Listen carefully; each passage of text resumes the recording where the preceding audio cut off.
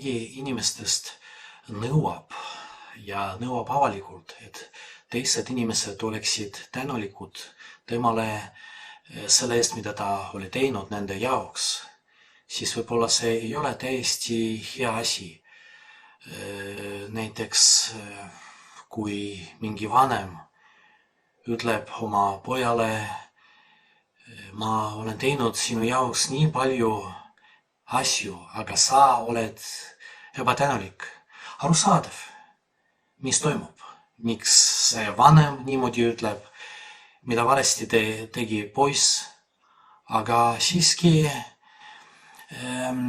see ei ole täitsa hea olukord. Pigem vanem on solvunud ja võib-olla on näha, et vanem mitte alati tegi oma poja jaoks midagi sellepärast, et ta on hea inimene, aga ta ootas, et tuleb mingi vastust. Toimuks mingi kauplemine, mina annan sulle ja sa pead andma mulle midagi. Kui ei ole, siis sa oled halb inimene. Mis toimub Jeesuse Kristusega, kui ta küsib, kus on need 9, kes ei tulnud tagasi ülistada Jumalat? Kas ta on ka solanud? Kindlasti mitte.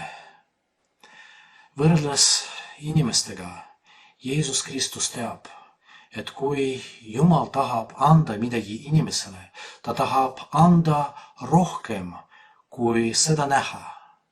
Kui inimene palub, et Jumal annaks talle tervist, Jumal võib aidata tervist, aga sellest ei piisa. Jumal tahab anda rohkem. Näiteks tahab anda iseennast sellele inimesele. Ja kõige tähtsam, ta tahab, et see inimene oleks tõeliselt õnnelik. Kui inimene võtab vastu seda, mida Jumal annab talle, just see, millest ta palub, ja ei tule tagasi tänada, aga lihtsalt hakkab kasutama seda, siis äkki ta ei näe, et ta on saanud rohkem kui palunud ja lõppude lõpuks ei ole tänulik. Ta muidugi ei ole õnnelik. Ta muidugi võib kasutada seda, mida on saanud. Ta võib-olla rõõmustab selle üles, aga kaotab midagi, mis on väga tähtis. Ja just seepärast Jeesus Kristus ütles sellele inimesele, kes tuli teda tänama, mine, sinu usk on päästnud sind. Sa oled päästetud. Sa said rohkem kui need 9. Mõtisklegem selle üle, millal viimati me ütlesime täna, isegi mitte Jumalale, aga teistele inimestele.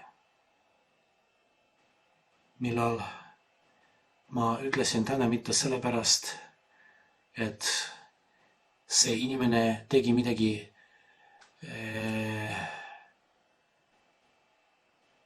mis ta ei pidanud tegema, aga just sellepärast, et ma olen saanud midagi, mida ma ei oodanud.